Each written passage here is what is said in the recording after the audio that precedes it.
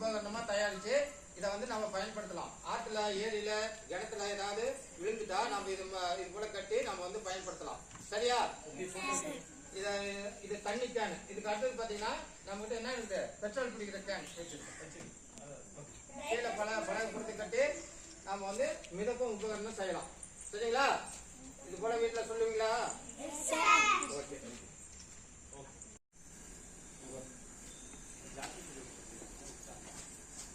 அந்த மஞ்சள் எங்க மஞ்சள் இருக்கு அது கொஞ்சம் வாங்க போன் லைஃப் குட்டிங்க வாங்கடா வாங்க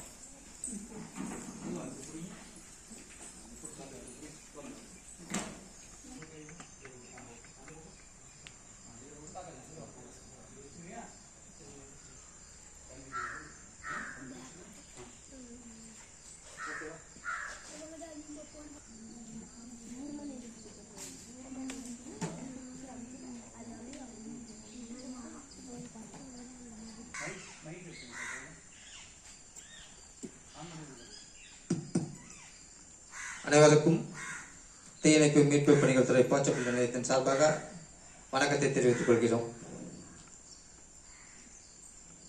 24 மணி நேரமும் பொதுமக்களின் சேவைக்காக செயல்படுகிற துறைகளில் தீயணைப்பு மீட்பு பணிகள் துறை முக்கிய துறையாக செயல்பட்டு வருகிறது. எங்களுடைய பணி புயல், வெள்ளம், சுனாமி, சூறாவளி, பூகம்பம், நிலநடுக்கம், நிலச்சரிவு, கட்டிட இடிபாடுகள் மற்றும் அனைத்து விதமான மீட்பு பணிகள், தீ விபத்துக்கள், சாலை விபத்துகள், இந்த இடத்துக்குள்ள இந்த பணியை நாங்கள் மேற்கொண்டு பொதுமக்களின் சேவைக்காக பணிபுரிந்து வருகிறோம். தற்போது வடகிழக்கு பருவமழை நடந்து கொண்டிருக்கிறது. அக்டோபர் 1 முதல் ஜனவரி மாதம் முடிய வடகிழக்கு பருவமழை நடந்து கொண்டிருக்கிறது.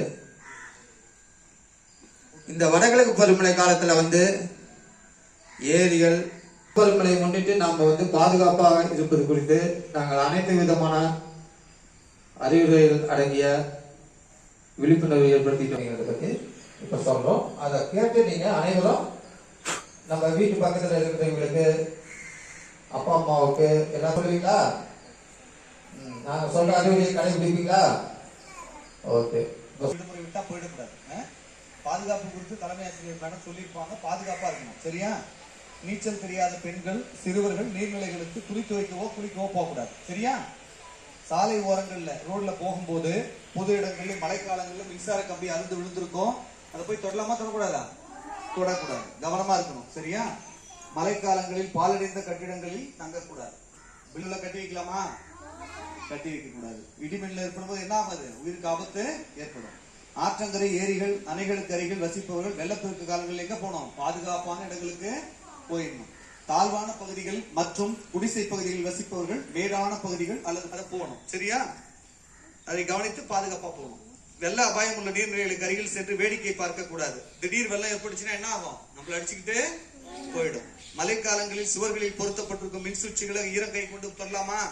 தொடக்கூடாது. பாதுகாப்பா இருக்கணும். சரியா? மின் சுவிட்சுகளை போடும்போது ஈரக்கைகளால் சுவிட்சையை தொடக்கூடாது. குடியிருப்பு வீடுகளுக்கு அருகிலுள்ள கிணறுகளை சுற்றுச்சூழல் இருக்கணும். இப்போ வீடுகளுக்கு பக்கம் கிணறு இருக்கும், அங்க மாடு போய் மேய்ச்சா என்ன ஆயிடும்? உள்ள போய் விழுந்து வந்து சொன்னாங்க நீச்சல் கத்துக்கணும். தனியா போகிறதா இல்ல அப்பா அம்மா கூட போகணுமா? Very good, very good. கிராம மழைக்காலங்களில் மின்கம்பங்கள் சாய்தல், மின்கம்பிகள் அருந்து விழுதல், மின்கசிவு மற்றும் மின் சுற்று கோளாறு இயற்கை சீற்றங்களால் பாதிக்கப்படும் போது தீயணைப்புத்துறை, வருவாய்த்துறை, காவல்துறை, மருத்துவத்துறையினுடைய நம்பரை ஞாபகத்தில் வச்சுக்கணும். Phone number, fire service number தெரியுமா? என்ன நம்பரு?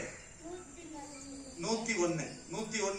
எங்க வீட்டு பக்கத்துல ஏரி இருக்கா இல்லையா? சரி, கிணறு இருக்கா? கிணறு இருக்கும், ஏரி இருக்கும்,